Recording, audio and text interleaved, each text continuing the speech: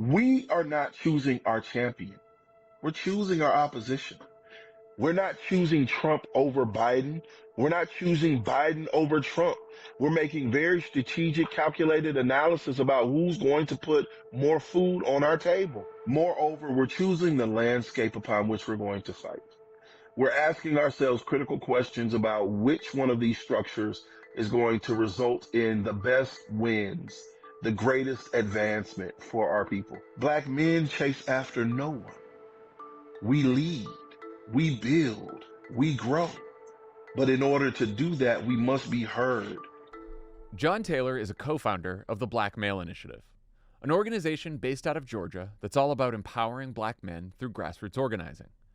We called him up to ask what's happening with black voters this election cycle, a question that seems to be confounding almost everyone in politics right now. Since the Civil Rights Act, black voters have supported Democratic candidates more than any other group of voters in America. That was true again in 2020, when increased black turnout in states like Georgia made all the difference in a race that was decided by about 40,000 votes.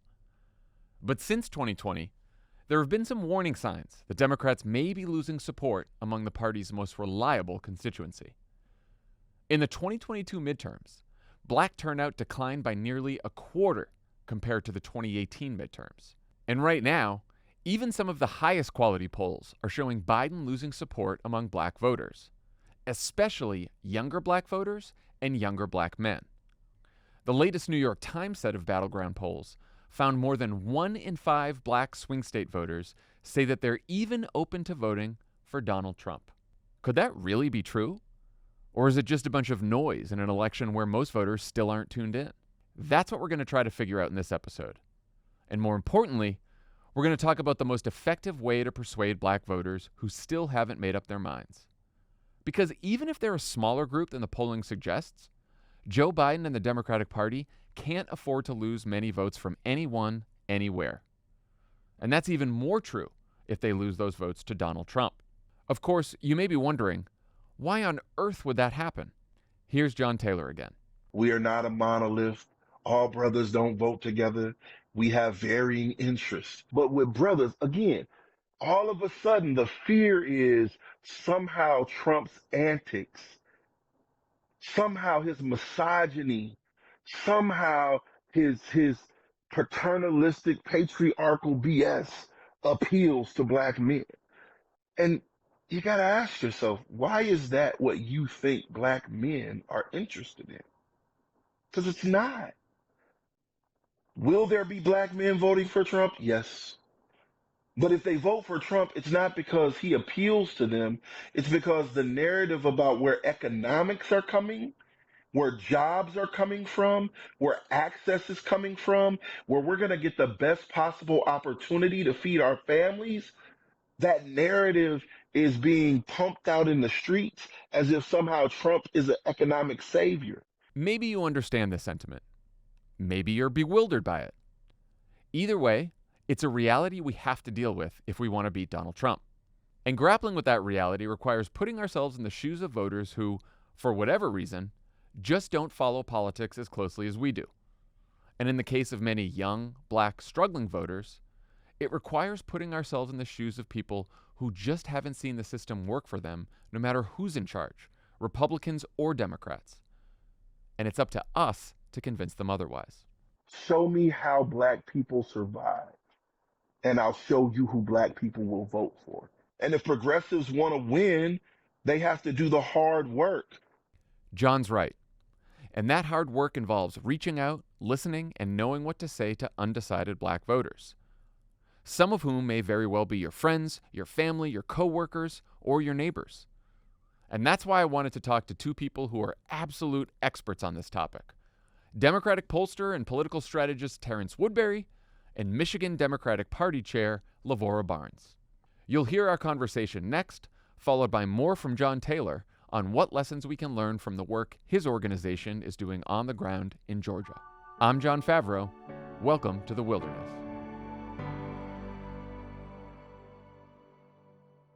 Terrance Woodbury and Lavora Barnes, thanks for being here. Thanks for Thank you having so us. much.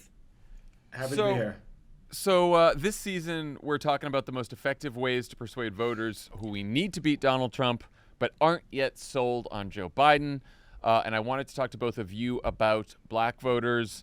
We, of course, know that black voters have been the most Democratic-leaning group of voters for decades now, and that has not changed over the last several elections.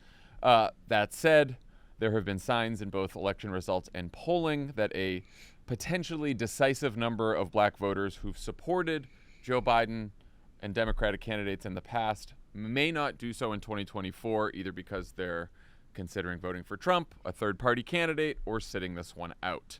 And these voters appear to be disproportionately younger and male. Terrance, you've conducted countless focus groups with black voters in your work with HIT, so you probably have a better picture of what's going on than almost anyone. Lavora, as chair of the Michigan Democratic Party, you guys have had a historic string of victories since 2018 and also have a really good story to tell about black turnout, especially in the 2022 midterms.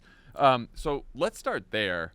How did you all manage to have a smaller drop in black turnout than almost every other battleground state in the midterms? Well, I'm going to chalk it up to the fact that we've been working in those communities all the time. We don't just show up on election day or in the months leading up to election day. We're there all the time. We're on the doors, we're in the neighborhoods, we're in the barbershops. We have community offices open that stay open. We have staff that stays on staff who lives in those communities. So this is not a party that shows up at the end. This is a party that's there all the time, talking about, learning about, and listening to folks talk about the issues that matter to them, and then pointing directly to the work Democrats have done to address those issues. It's a conversation that we think you have to have all the time, not just near the end and not just because there's an election on the ballot. So we do it all the time. We're doing it now and we're going to keep doing it. And what are the big challenges that keep you up at night when it comes to November? Oh, so many of them, so many. I always worry about turnout. It is just a fact of life when you're a state party chair that you're going to worry about whether or not the folks you need to get out the door are going to get out the door. We now have some of the best voting laws in the country. So we know that we've given people all of the access and all of the ways to get to the polls and get their election taken care of and get their votes counted. We just need to do the work to get it done. We're ready to do the work. We've got people fired up to work hard, and we're going to do it. Terrance, obviously there are many differences in how different groups of black voters view politics. Some of those differences, as I mentioned, fall along demographic lines of age and gender. But you've gone beyond simple demographics to understand how different groups of black voters see politics right now.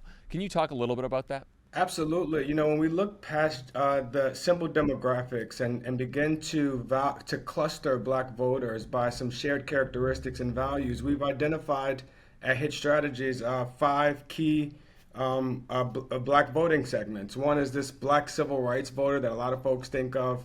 This is the most likely voter in the electorate. They're over the age of 50. They are the most likely voters and the most likely Democrats. Then you have these other two groups in the middle that if you just look at them by demographics, they look very similar. This next-gen optimist who is very similar to the rightful cynic, they're all under the age of 50. They're all black. They're equal gender, but their attitudes about politics is so different. The next-gen optimist has missed half of recent elections because they just didn't know they were happening. They think they vote in every election. They tell us they vote in every election, but they didn't know half of them happen.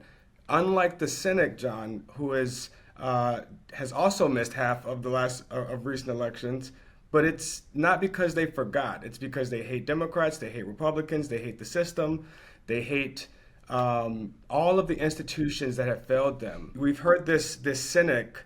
This rightful cynic group often referred to in the media now as double haters because they hate both candidates. Well, the fact is they hate institutions that have failed them. And because of that, they are more likely to swing in and out of the electorate or to swing across partisan lines. And that is what we have to solve for in this election. Sounds like the first group you talked about is much more of a traditional turnout challenge, reminding them when the election is, letting them know what's going on, just giving them good information. And then the second group is much more of a persuasion challenge, it sounds like. That's exactly right. We have to both convince them to vote in this election and convince them to vote for Democrats. They don't fall in the ideological lines that many of the other black voting segments do. And so we have to give them a reason to vote and to vote for Democrats. Considering what you've heard in your focus groups, how concerned, just an overall question, how concerned are you at this moment, 5 months out, about Joe Biden's support among black voters? Look, we have seen some erosion from Joe Biden's 2020 black voters support levels, specifically amongst younger black voters. You mentioned this, John, that the gender gap amongst black voters has in fact shrunk since 2020. And now the gender gap is only about 4 points. The difference between how many black men are supporting Joe Biden compared to how many black women are supporting Biden is only 4 points.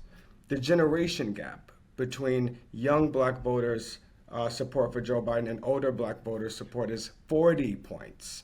That is where I am the most concerned, because those young voters are emerging as the largest voting bloc, even though they remain the least likely voters. Lavora, what about you? Are you hearing and seeing similar concerns on the ground in Michigan? Yeah, I will tell you, we've got a whole group of young black folks who work for this party and who are working on our campaign, working hard to talk to their colleagues, their friends about the importance of this election and about the issues. And yes, there is definitely a gap in knowledge, a gap in understanding, a gap in desire to participate among the young folks. And one of the things that our folks are doing is like finding different ways to get in the room with these folks wherever they are. If that means a dance party, then let's have a dance party, right? If that means we go to a bar or a club, we go to a bar or a club. You've got to go to find the people where they are and remind them of the importance of this election and the importance to their lives, to their futures of returning Biden and Harris to the White House. And they're receptive once you get to them. And I think this is the key to the work that we do here in Michigan that so many other states and frankly campaigns need to ping off of. You need to be having these conversations all the time. This is not about just showing up in September to do turnout the way we have traditionally done it. That'll get you that first group of folks Terrance talked to us about. But these folks, we've got to persuade them. And that means you got to go find them where they are and have conversations with them. You can't just show up on election day and drag them out the door the way we used to do it. This is a much bigger job that we do now all the time, and everybody ought to be doing it.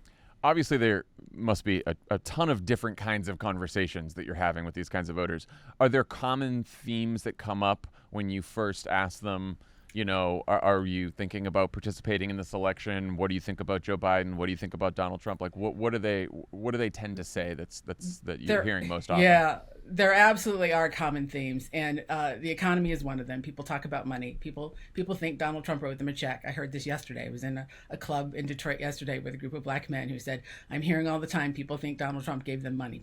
Trump wrote me a check." So economy, age. Obviously, these young folks are like, these guys, neither of them, right? Know who I am, know anything about my struggle, know anything about my life. They are not me. And this is why it's so important that we talk about who the messengers are too, right? Because it is not about me sitting down with folks. It's not about, Joe Biden. It's about colleagues, friends, neighbors, moms and dads, having these conversations with these young folks about the importance of this election and tying things like jobs and the economy directly back to the administration and the work that they've done, that administration here in Michigan and that administration in DC, Biden and Harris. And, we were talking to a guy from the Carpenters Union yesterday who talked about how many good paying jobs there are out there for young folks who want to come show up and get trained. That's because of the Biden and Harris administration. And that's the kind of thing we have to keep telling folks. And we've got to get in these rooms and have those conversations. Lavora, I saw that when there was drop off in sort of black voter turnout, especially young black voter turnout, between the midterms in 2018 and the midterms in 2022, there was not as much of a drop in Michigan. And I think I read that abortion was one reason why. Does that remain sort of a central issue? And is that an issue that is also, you've seen persuading some people who might not be decided about the election to actually get involved and go vote? Yes, abortion and the erosion of any rights, like the combination of watching folks try to roll back rights that we have worked so hard to get, and the fact that it could happen again with abortion, with voting rights. We've done so much good work here in Michigan, and it's all at stake, and people need to understand that. And I think when we're having those conversations, we get a lot of nodding of heads. People are understanding that, we've done a lot of good work here. The country has done a lot of good work, and that Trump and the Republicans are a threat to that good work around rights. And absolutely, abortion is one of them. We had really great conversations in 2022 with Black voters about supporting their Black sisters, mothers, and friends in the abortion realm. And frankly, Black men don't want unwanted pregnancies either, right? And so these are the kind of conversations that we were able to have around abortion, and we're still having those because it's still a threat. It's still out there. Terrance, I've seen some pollsters and pundits talking about the potential for a racial realignment in 2024 based on public polls showing some truly wild swings among Black voters. There was just a Fox News poll this week that had Trump winning 25% of the Black vote in Virginia. The most recent set of New York Times polls showed more than 1 in 5 Black voters in swing states open to voting for Donald Trump. I'm guessing that you don't believe this to be completely true, but what's your best guess as to what the hell is going on with all the polling this cycle? Yeah. There is a better and worse way to poll Black folks, and we are seeing some of the worst ways being driving media coverage. Look, if there's a couple things that we find wrong in polling, specifically with voters of color. One is when the sample size is too small. You can't talk to 100 or 200 Black folks and predict what the community is going to do because it underrepresents the diversity within the community. The other is when we just present a forced choice between Joe Biden and Donald Trump. That is false. There will not be only two names on the ballot anywhere in America, in any of the 50 states, will there only be 2 names on the ballot. And so when you force that choice between two, you are you're going to overrepresent the support for both of those candidates. And then the last is, we're starting the third party erosion, the third party threat here that is not being counted in a lot of the public polling, I think is measuring some of the frustration and discontent that when Black voters say that they're either undecided, considering third party, what they are really expressing is a frustration with Joe Biden and with Democrats. And the number one reason why young voters have expressed frustration or lack of confidence in the administration is because they don't think enough has happened. And that is just demonstrably untrue. We have to do a better job demonstrating the progress that's been made on their top issues, including student loans, climate change, the economy, criminal justice reform, and others that the Biden administration has made tremendous progress on. Lavora, are you encountering any new or surprising Trump curiosity among Black voters in Michigan? You mentioned some saying, well, he sent us a check. Are there other reasons that you've heard for people supporting Trump that have surprised you or thinking about supporting Trump? Or is this a phenomenon that you're noticing? Or is it more sort of like what Terrance was just saying, that there's just a lot of unhappy voters with both parties and both candidates? Yeah, I'm running into more unhappy voters. I rarely run into someone who tells me that they are going to support Trump. Now, of course, I'm the Democratic Party chair. Probably not going to be running into a lot of folks who are going to tell me they're going to vote for Trump. Fair. But I have run into a lot of folks who talk about being offended by the way Trump is trying to reach them. The suggestion that holding up an ugly ass pair of gold shoes or, telling me that the Black folks like my mugshot, like that's the way to get my vote. People are offended by it. People understand when they are being used in that way and they don't like it. But most people that are talking to us about the issues and about their concerns are really just straight up concerned about whether or not either of these two men have done or will do anything that make their lives better. And that's why, as Terrance says, it's such an important part of our role to make sure we're telling that story, pointing directly to the things that the Biden-Harris administration has done and will do. And of course, pointing back to who Donald Trump was as president, who Donald Trump continues to promise to be going forward as president. And I think that those are conversations that really are what people are having with us here at the party about this election and about Donald Trump, not about I think Donald Trump is my man. That's not happening. I want to add something here because while I do think that public polling is overrepresenting Black people's support for Donald Trump, he will very likely win more Black people's votes in 2024 than he did in 2020. Not 20%, not 25%, but more than he did in the last election. And I think that there are some things contributing to that. And one is that Democrats have to reclaim some of the values that Black people hold very, very dear. Values like spirituality, masculinity, patriotism, values that not Joe Biden, but that Democrats more broadly have been ceding to the Republican Party. And there's a way for us to message our very, very progressive issues like abortion, like gender and sexuality, that we can message those progressive issues through Black-ass values. And there's examples of that, like, if God is granting all of us freedom of choice, then why should government grant women any less than that? Or as the head of my household, I must protect my family from intrusive governments that tell them who they must be or when they must start a family. Those are, that head of household and spiritual values that folks like my father hold very, very dear and don't want to cede to Republicans, even though he's never going to vote for them. And so that's a part of the work that we also have to do here in our messaging. That brings up an interesting question, because when you talk about Democrats reclaiming values like spirituality, patriotism, masculinity, a positive version of masculinity. It's not all toxic. Right. It's not all toxic. But it does make me, my gut instinct on that is that the reclaiming those values would appeal to older voters of all races, really. And it's interesting to me that the gap you're seeing with Black voters, and I think obviously older Black voters still have a lot of ties to the civil rights movement and connect the Democratic Party with the civil rights movement. But what do you think is going on with the generation gap and some of these younger voters and these younger voters who may be turning away from the party or Joe Biden? You talked about how they don't think that he did anything for them. How are they seeing sort of these values that you're talking about in terms of patriotism and masculinity and spirituality?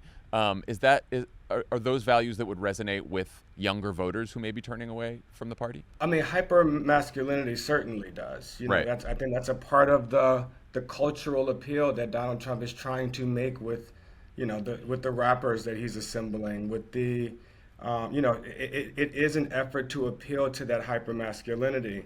But we also do have to, a lot of when we see a swing of young voters towards Republicans, like we saw in a state like Florida, where Ron DeSantis increased his margins amongst young Black voters by almost 10 points. A lot of that is being driven by drop-off of young voters. When less young Black people are participating in the electorate, then it is giving conservative Black voters a higher and disproportionate representation in the polls. Yeah, that makes a lot of sense. Let's talk a little bit more about the third-party threat. And of course, we don't know which third-party candidates will be on the ballots in which states yet completely. We know that RFK Jr. is out there, Cornel West, Jill Stein. I believe RFK Jr. and Jill Stein are both on the ballot in Michigan. Terrance, you guys did a focus group last year with male voters of color who supported Biden in 2020, but are at least contemplating supporting a third-party candidate in 2024. Let's listen to a clip. That Trump will win the White House because Biden and Cornel will split the vote, and then Trump will win. And I want to get a sense, Howard, what's your reaction to that? Will you still vote for Cornel West or whoever your independent person is? Given that calculus? The numbers, I'm not going based off the numbers. I'm going based off what I feel like that person is going to bring to the table. Gotcha. Even though I know the math, Donald Trump's probably going to win, I'm still going to vote for who I feel like would bring something to the table. Anyone else in Howard's position say, I would still vote third party over Joe Biden if that third party person aligned with my policy positions better than Joe Biden does. Anyone else that would do that, given the calculus we talked about with President Trump possibly running? So 1, 2, 3, 4, 5, 6 of us. So all of us are saying, who are on that side, are saying that as well. So that was 8 of 8. Lavora, I want to start with you here. Was any of that surprising, or does it sound similar to what you've heard in Michigan, and how are you all approaching these potential third-party voters? Yeah, we have heard it before. We've experienced the third party candidate on our ballot. Look at 2016, and I will tell you this, that what we do know is that, just as Terrance's work there showed, telling people that voting for the third party is how you're going to make the other guy win is not convincing. Mm-hmm. What is convincing is reminding people of the value of having Biden and Harris in the office. We've got to tell our story. This is not about why not to vote third party. It's about why to vote Joe Biden and Kamala Harris. There are, of course, some things about those third party candidates we can share that might help people make a decision, and we will be sharing those things also. But it is so important instead to be very focused on the good story that we've got to tell and make sure we're doing a good job telling it. And I think that anybody who thinks that the way you get someone to choose not to choose that third party, not to make that choice when they're looking at these two men thinking neither of these two men will represent me, maybe this one over here will. The answer isn't to say, you're going to make me lose. The answer is to say, here's why I need you to help me continue the work that we've been doing. Look at what we've been able to accomplish so far. Because you voted for me last time, I need you again to make sure we can keep doing this work. And that's the message that we're going to be saying all over Michigan from now until November. This is why we need to send Biden and Harris back. Terrance, obviously that group was from a year ago. Now that the race is set, more people are paying attention. More people know that it's Biden versus Trump, that those are going to be the nominees. Has that kind of sentiment changed at all in focus groups that you're hearing? Yeah, absolutely. So a couple of things happened in that focus group. One, to your point, they were before Donald Trump was the presumptive nominee. And two, they were a group of black men that had previously voted for Biden and were unsure about who they were going to vote for. And so some of that is represented there. I agree with Lavora that after 2016, we conducted third-party focus groups, right? And the point of them was to determine if we can create some voters' remorse amongst those third-party voters that, like, look, now that Donald Trump has won, and we've had 6 months of his administration, and we can show you what Jeff Sessions has done, and we can show you Muslim bans, and we can show you all of the awful things that we anticipated. If the election were today, how would you vote different? And the confusion in those voters when they were forced to answer that question, and they had to look up and say, well, what if we wouldn't do anything different? And we realized there that creating this remorse, this idea that the reason the other guy won is because of how you voted, that would not be disqualifying. And so we are going to have to give them, to Lavora's point, not just a reason to vote against them, but a reason to vote for us. And that reason has to be specifically because their lives have improved. And that is incumbent upon Democrats, upon Joe Biden, and upon campaigns to demonstrate how our votes have made our lives better. Well, that's a good segue into the next thing I want to talk about, which is what it will take to persuade some of these voters to ultimately support Joe Biden again. The president has given several speeches to black audiences just over the last several weeks. He spoke to the NAACP in Detroit. He delivered the commencement at Terrance's alma mater, Morehouse. He was in Philly with Kamala Harris at a very big event there, kicking off their black voter outreach program. Here's some of what he said at these events. So I came today to speak the truth. The truth about promises made and promises kept. I promise to put racial equality at the center of everything I do. Because you voted, we're invested in more than ever in the black families and communities. A promise made and a promise kept. What is democracy? If black men are being killed in the street, what is democracy? The trail of broken promises still leave black communities behind. Most of all, what does it mean, as we've heard before, to be a black man who loves his country, even if it doesn't love him back in equal measure? Lavora, what do you think about the promises made, promises kept message? Does that resonate with folks in Michigan? We use it all the time. Yes, it does. We use it to talk about our legislature because, we made some promises. We got a trifecta here, a governor and a state house and a state senate, and they have gone about the business of keeping those promises. And we use that language all the time. People get it. You do have to then follow it by reminding them what the things were that we promised and how we kept those promises. And we do that part as well. But it works because I think people love to hear, that's right, you did tell me you were going to do that, and then you did it. And we use it a lot. We're going to keep using it. Folks seem to respond to it. Terrance, here's my challenge with the promises made, promises kept message is all of the research, all the focus groups, all the polling, just talking to people, you get this sense that that I'm not feeling the progress in my own life, right? That the economy, I hear great things about the economy. I hear all these statistics. I hear about the stock market. I hear about unemployment, but I'm not feeling it in my own life. How do you help people understand what the president has accomplished when they might not be feeling it in their own lives, and wanting to you want to make sure that it doesn't sound like it's out of touch?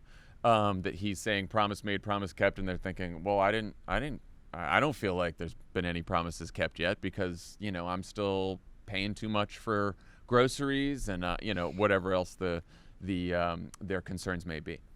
So in transparency, I was fortunate enough to help contribute to some of those speeches. I didn't know that before this interview, by the way, but I could tell. Now, let me tell you. You can hear it because I've now talked to you enough and read enough of your research. So yeah, that's great. Some of the stuff that we hear that really resonates there. Promises made does begin to cut through the cynicism, reminding people of what he promised and how he has delivered. And the other thing that I think resonates there, John, and we've talked about this before, is it's changing the hero of the story, right? It's taking the cape off of Joe Biden and putting it on these voters. And when I hear him say, because you voted, we have been able to do X, Y, Z. That is, it's empowering, right? It reminds voters that our lives are improving because of our votes, and not just because of some hero in Washington that's there saving us, but that we are in fact delivering the progress. And then the other thing that I heard there is that he's acknowledging the pain. What is democracy if black men can still be killed in the streets? That a part of us demonstrating progress is not appearing to wave a mission accomplished flag. That black folks are still in pain, that groceries are still too damn expensive, that black parents are still having to talk with their kids before they get behind the wheel. And so he's acknowledging some of that pain. And a part of what I think the campaign is going to have to continue to do, and to your question of how do we make this progress resonate to folks that don't feel it, I think there's two things. One, we have to change the messengers, right? They need to hear from people that look like them, right? It's different to hear the president say your life is better because than it is to hear someone that has your shared walk of life say, because of that student loan forgiveness, I was able to do X, Y, Z. And that's important because black folks have a very high perception of shared fate, right? Linked fate, that what happens to other black people in my community affects me as well. And so when we see other black people doing well, doing better, it does reinforce that, one, we contributed to that with our votes, and two, that progress is available for me as well. Yeah, I've heard you talk before about the difference between defending democracy and then talking about fixing democracy. And it does seem like, obviously, that democracy is going to be central to the message between now and November.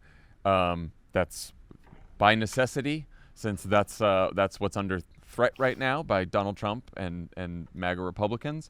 But it was interesting hearing him in that Morehouse speech sort of alluding to the fact that, yeah, maybe you don't think democracy necessarily works for you. And it's not just him saying that he will defend democracy, but actually giving a defense of democracy as a system that is worth voting for and fighting for. Do you think that's sort of important for him to continue to do? Absolutely. The problem with the frame of fixing democracy not is that folks that have had mixed results from democracy aren't that interested in fixing it. Hmm. You know, folks, especially millennials who have now voted in several elections where the person that got the most vote also lost.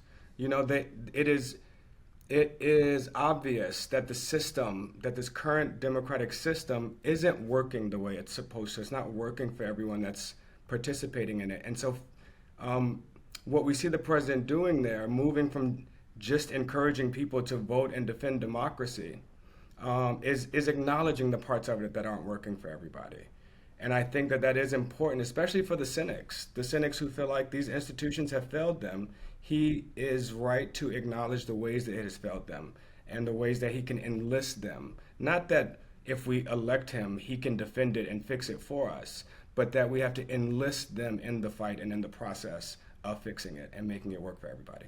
I love that. And we talk about it here a lot about how the vote is the first step in your participation in the democracy. It's not the whole thing. And I think this is an important thing that we can all talk about as we're talking to young folks about participating in this democracy. Yes, vote, but also continue to participate beyond that vote. Continue to show up and ask for the things that your community needs and you needs from the folks that you just helped elect. Participate all the time, not just on election day. Yeah, that's powerful. So we've talked about how to frame President Biden's accomplishments. Lavora, is there a way to talk about the choice between how Biden and Trump will handle economic issues over the next 4 years that you found resonates with voters you've talked to and are trying to organize? Yeah, I think one of the things that we do, and President Biden and his team do this as well, is remind them of the failures of the Trump administration. I think that the distance between then and now causes some folks to not quite remember. So we can do a lot of looking back at what life was like under the Trump administration, infrastructure week that went on and on and on, and yet no infrastructure happened. But the Biden-Harris administration has been able to make that happen. About the COVID response and how that left people hungry and some people dead, right? And that sort of going back in time to remind folks of who he is, who he was, and who he will be. And of course, sharing the story of the work that the Biden administration has done on behalf of folks to grow this economy, to grow the infrastructure, to bring good paying jobs here, to bring good paying union jobs to Michiganders, and support that sort of work that we're doing here in Michigan and that our governor, our terrific governor and lieutenant governor are doing here with partnership with Biden. It's a good story to tell, but an important part of it is to go back and remind people of who Donald Trump was as president of the United States. He's got a record, and we need to remind folks of it. Terrance, what about you? I mean, the cliche is that elections are about the future, and especially if you're an incumbent president, you don't want the election to be a referendum. You want it to be a choice. I keep waiting for the Biden folks, and I'm sure they'll do that this summer and into the fall, to sort of come out with like a proactive agenda for the next 4 years. Do you think that's important to some of these voters, or do you think it's right now we're sort of building a story that talks like what Lavora was just talking about of, all right, this is what Biden accomplished, this is what Trump did during his 4 years, and that's the choice? Or when do you think it starts moving forward?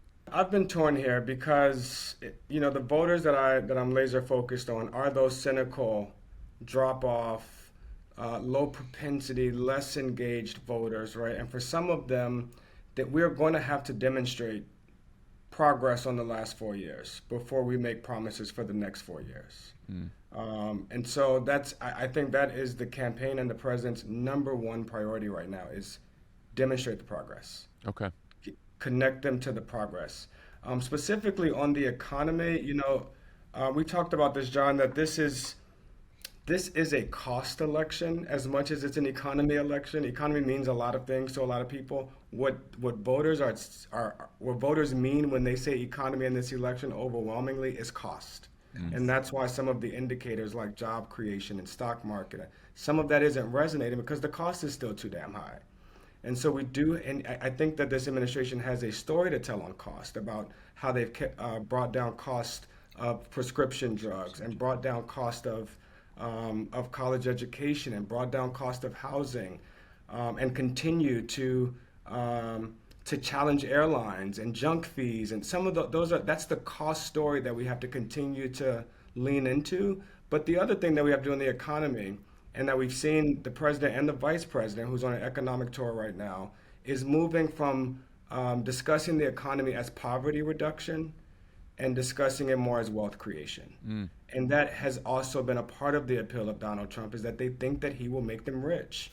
Whether there's any evidence of that or not, a part of that. And we do have a story to tell there about what this administration has done to increase black wealth by 60%, to increase black businesses from 5% to 11%, that we have to start talking about more of those things as well. Lavora, one last thing on Biden's Morehouse speech before we move on. A handful of students turned their back to Biden during his remarks to protest his handling of the war in Gaza.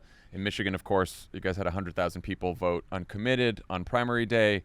Just this week, the NAACP called on Biden to halt arms deliveries to Israel. How much of an issue is Gaza among voters in Michigan, and what have you found is the most effective way to talk about the war with 2020 Biden voters who may now be upset with the president's handling of it? It is definitely an issue. We're keeping an eye on it. We talk about it a lot here in Michigan, of course. We've been doing what we call listening sessions, right? I am not the president of the United States, and I'm also not a foreign policy expert, but what I am is an ear and occasionally a voice. So we are listening to the communities that want to talk to us about this issue and making sure that they know that we hear them and that we're passing their information and their messages on to the president, and the president hears them. And I think that's where we have to be right now as a party, while the president does the foreign policy work he needs to do.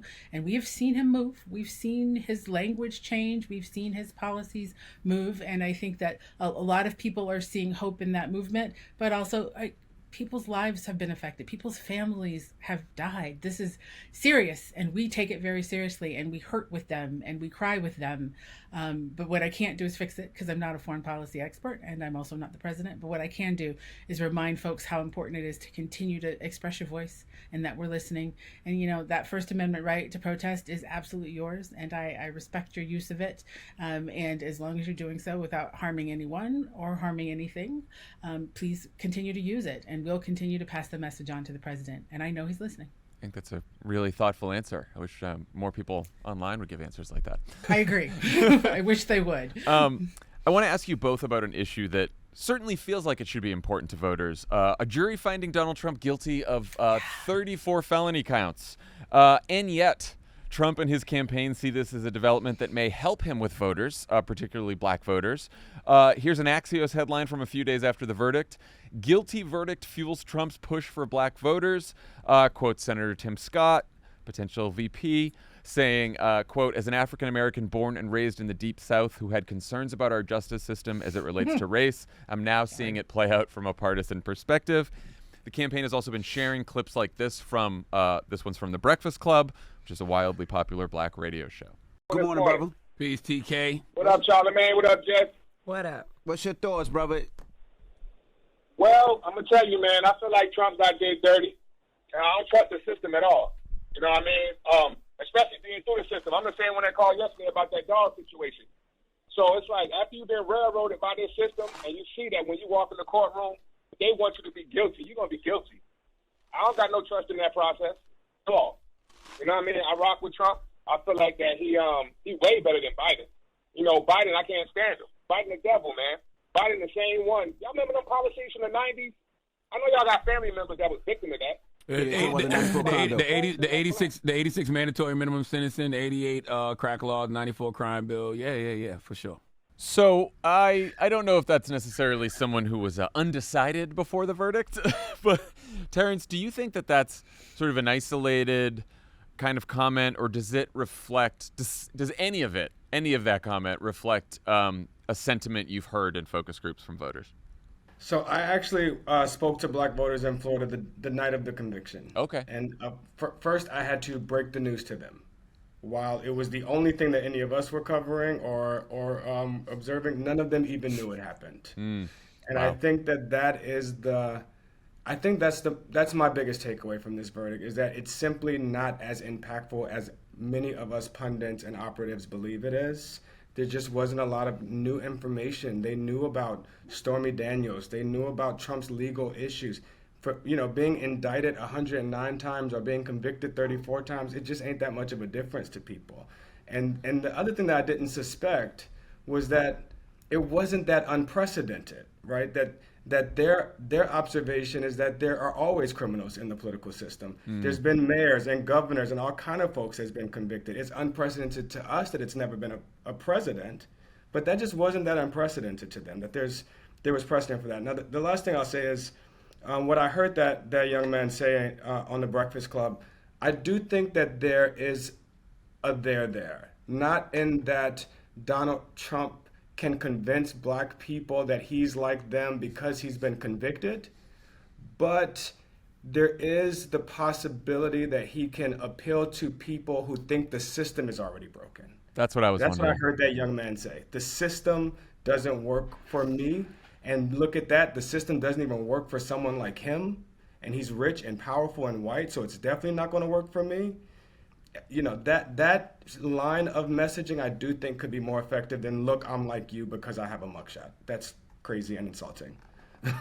Lavora, how are people responding to the verdict in Michigan? I think Terrance's observation that he needed to share that information with folks is a true and real one. It is not something folks are talking about. It is just we care about it, we talk about it, but the voters, I think, have not yet. Don't care. They're just not paying attention.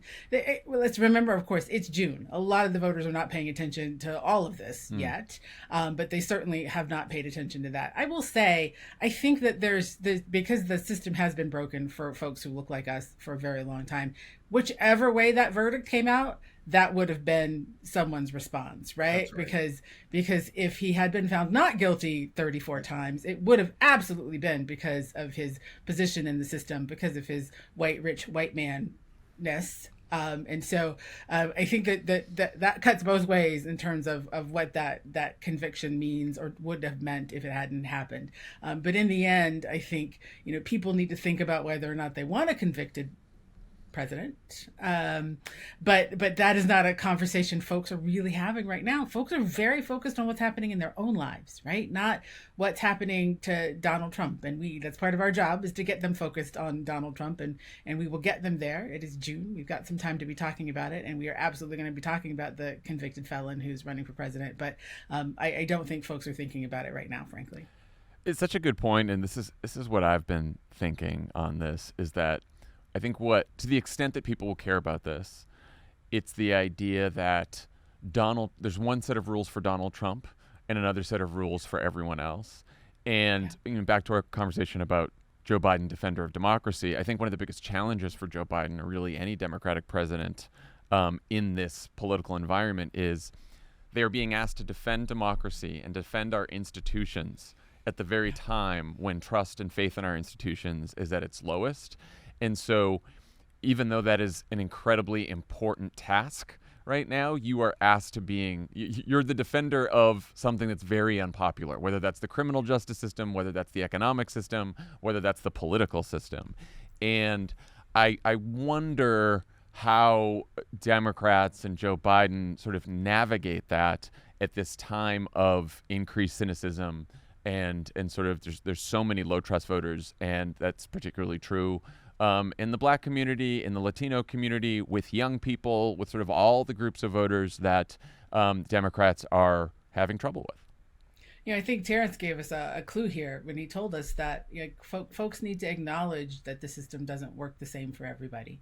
We've got to step into those shoes, and frankly, messengers who look like us are better messengers for that than some other folks. But we've got to be honest about the truth, about the reality. When I talk about how life is a little different for me because I was born with this color skin than it is for some of my counterparts who are state party chairs in other places, that's real, and people get that. And that's the kind of conversation that we need to have, and we need to be using messengers who can have that conversation, who can acknowledge the reality of life as a person of color in this country, and acknowledge the reality that we're not there, and that there's so much that still needs to be fixed. And then, of course, segue directly into, it ain't going to get fixed by Donald Trump. But who can fix it is if we return Biden and Harris to the White House. It's that kind of, and maybe we can't say they can fix it, but they can absolutely work on it. They will absolutely be on your side. We spend a lot of time talking about how they have our backs, and we need people to understand that they do indeed have our backs, and they will continue to have our backs when we need them to, and when we don't know we need them to. Last couple questions. proof points. Terrance, I hear you talk about proof points a lot. In terms of in the voters that you guys, and considering the voters you guys have been talking to, and specifically undecided black voters who probably tend to be younger, maybe tend to be a little bit more male, on the Biden-Harris record of accomplishment, what tend to be the proof points that resonate most with voters? I've been asking this question in focus groups, especially from voters that express frustration that nothing's been done. My immediate probe is, what did you expect to happen that hasn't happened? And the list that they give us is a list of unawareness. And, it's student loans. Despite him forgiving more student loans than any president in history. In fact, I think he's the student loan president. It's criminal justice reform because he hasn't passed the George Floyd Police Reform Act, despite, appointing 100 black women to federal benches, banning the no-knock warrants that would have saved Breonna Taylor's life and the chokeholds that would have saved George Floyd's life, and implementing mandatory body cameras. In fact, he might be the criminal justice reform president. It's climate change that he hasn't made enough progress on, despite re-entering into the Paris Climate Agreement and passing the largest climate change, making the largest investment in climate change in American history, in the world's history. He might be the climate change president. And so what they are the most frustrated about are, in fact, the areas in which he's made the most progress, and that is that's a gap in communication. I think we have some time to close that gap, and we will surely have the resources to close that gap. We just have to prioritize and get in front of the voters that need to hear it. Lavora, what about you? I think Terrance has just ticked off that this is my job, right? Telling that story that Terrance just told, and it is absolutely true. Those are the things that folks say, and then when you can answer with "that happened," sometimes I get a quizzical look on the face, and sometimes I get sort of a shaking of the head, like, "Nope, that didn't happen," and like, "Yeah, it actually did," right? I can show you. We've got receipts. But Terrance is right. It is our need is to make sure that we are telling this story in the places where the folks who need to hear it can hear it. And this is where I say things like, TV ads might not be the way, folks. And so we need to be talking to people in the places where they are, and not necessarily in the old school places that we're accustomed to communicating. And that's my charge to everybody. Like, let's find these young folks where they are and have these conversations with them. And let's hire a bunch of young black men and women to go have those conversations with these folks all over this country. On the other side, what about what are some of the most persuasive arguments or proof points about Donald Trump that give people pause about another 4 years of Trump? I think reminding folks of the things that have come out of Donald Trump's mouth about Black people specifically, about people of color in general, about immigration and immigrants, all of those things give people pause. All of the hateful rhetoric that has come, the reminders about the things that didn't happen during that administration that he promised folks. Like here in Michigan, he stood in Michigan and promised that he was going to save the autos, he was going to bring jobs back, and instead he allowed jobs to leave this state like never before. So not a promise made, but not a promise kept. Those are the kinds of things that we can and will continue to remind folks of, and that resonate with folks. Like, oh, right, that's true. He didn't do any of that. But you know who did? And you know who did come to Michigan and walk a line with union workers? Joe Biden. One thing I know that is not disqualifying of Donald Trump, we've known this since 2016, and I hope that Democrats don't waste money on this messaging, and that's racism. It is just not disqualifying. I know that it's counterintuitive. Black folks care a lot about racism, but they are not disqualifying Donald Trump because of racism, because it's expected. It's built into the system, right? I hear it in focus groups all the time. They're all racist. The system is racist. So they're not going to disqualify him because he's racist. The difference is, though, while his racism is not disqualifying, we are finding that the impacts of that racism is disqualifying. Racial violence, right? Black folks ain't going to tolerate Proud Boys and Oath Keepers standing back and standing by, and promoting political and racial violence. It's not just his rhetoric about immigration, but it's those kids in cages. Black folks ain't tolerating that. It is attacks on DEI programs that we just saw last week with the Fearless Fund ruling that determined that black people can't even, use their own money to increase venture capital towards black women. That all of those impacts, those programs and policies that will put black bodies in danger, that will reverse the progress that's been made. That's what we have to remind them of. Not just that he says bad things, but that when he says those bad things, we get hurt. Last question. I'm asking for every episode I'm doing this one.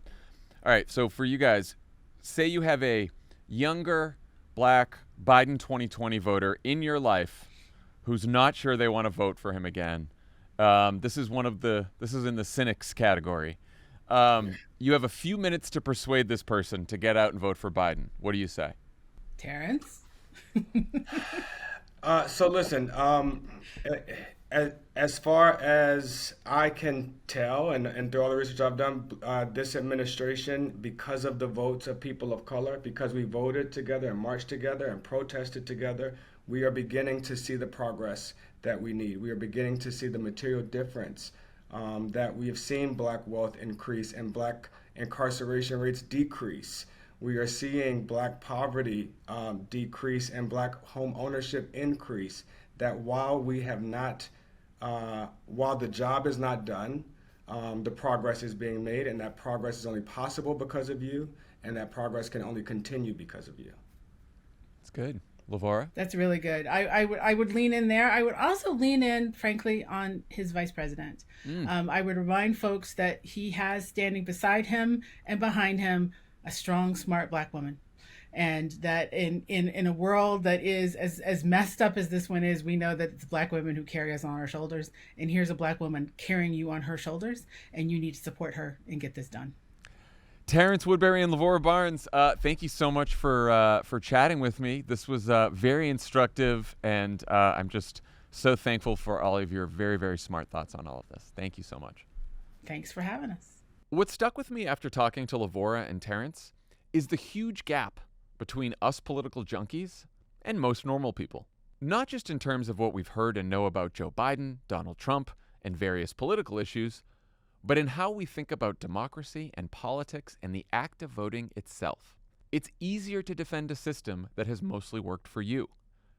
It's harder to even participate in a system that hasn't always worked for you.